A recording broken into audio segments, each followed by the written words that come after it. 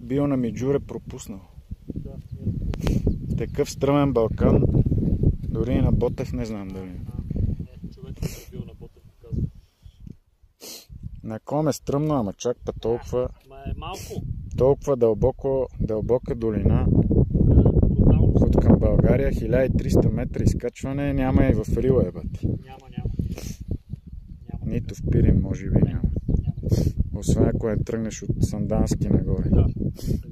А там е юг. А ние говорим за северо-источната. Ето. Той там е някаква пътека.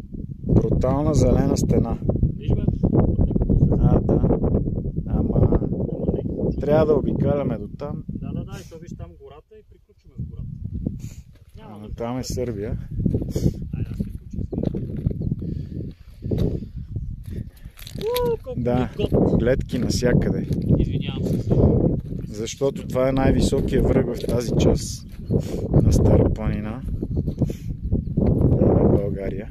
Следващия двухилядник. И най-високия в Сърбия. Да.